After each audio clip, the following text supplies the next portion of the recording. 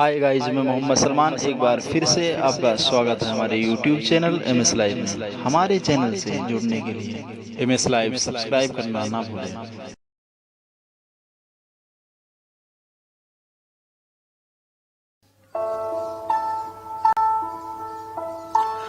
दोस्तों, ये कहानी अमेरिकन मोटिवेशनल स्पीकर जिग जिगलेयर अपने सेमिनार में सुनाया करते थे, जिसको मैंने अडॉप्ट किया है आप सबके लिए।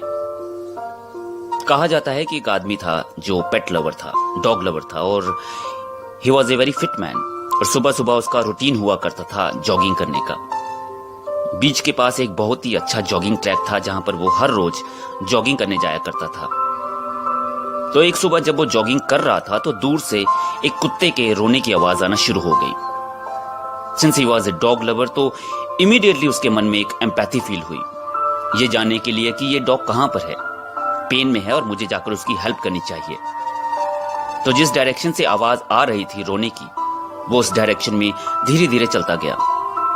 जैसे वो आगे पहुंचा तो उसने देखा कि एक हट बना हुआ है जिसमें एक बुजुर्ग आदमी बैठा हुआ है और उसके सामने एक वुडन फ्लोर है, और वुडन फ्लोर के ऊपर एक डॉग लेटा हुआ है, एक कुत्ता लेटा हुआ है जो बार बार चीख रहा है, आवाज निकाल रहा है, पेन में, दर्द में।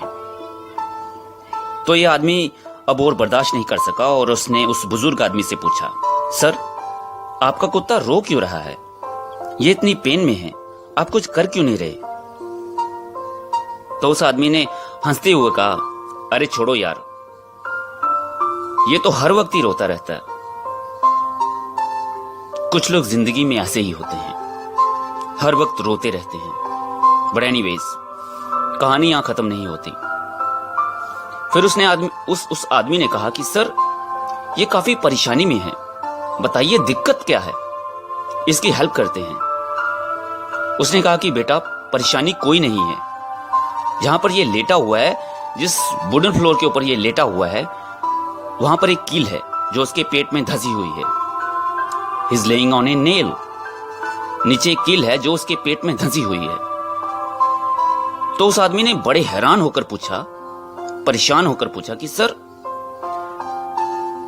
अगर ये डॉग उस कील के ऊपर लेटा हुआ है तो ये उठता क्यों नहीं है? तो उस बुजुर्ग आदमी ने आंखों में आंखें डालकर जवाब दिया, बेटा, क्योंकि अभी उसे इतना दर्द नहीं हो रहा। Right now it is not hurting him bad enough. जब इसको दर्द इतना होगा कि इससे सहन करना मुश्किल हो जाएगा तो ये अपने आप उठ जाएगा और उसके चीखने और चिल्लाने की आवाज भी बंद हो जाएगी। दोस्तों, मेरा मानना है कि जीवन में कई बार हम भी ऐसे ही जीते हैं, अपने इश्यूज, अपनी प्रॉब्लम्स के बारे में इतनी कंप्लेंट्स करते रहते हैं, आवाजें निकालते रहते हैं, और पता भी होता है कि ये आवाजें क्या हैं। वो कील धंसी हुई है हमारे अंदर, लेकिन हम उठने की हिम्मत नहीं करते, क्योंकि हम भी वेट करते रहते हैं कि ये दर्द जब इतना बढ़ जाएगा, जब बर्दाश्त करना मुश्किल हो जाएगा, then I will take action. लोग अक्सर ये बात करते हैं कि उनके पास टाइम नहीं है। हमारे शेड्यूल इतने फिक्स्ड रहते हैं कि कुछ और करने का टाइम नहीं है। हमारी हेल्थ के बारे में कुछ भी करने का हमारे पास टाइम नहीं है। I'm giving you a simple experiment.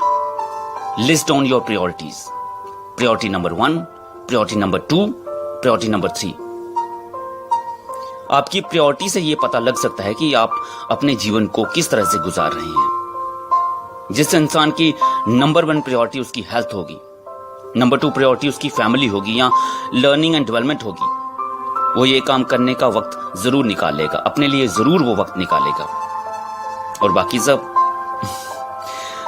सब उस कुत्ते की तरह चिल्लाते रहेंगे, आवाजें निकालते रहेंगे, because they have learn to play the victim.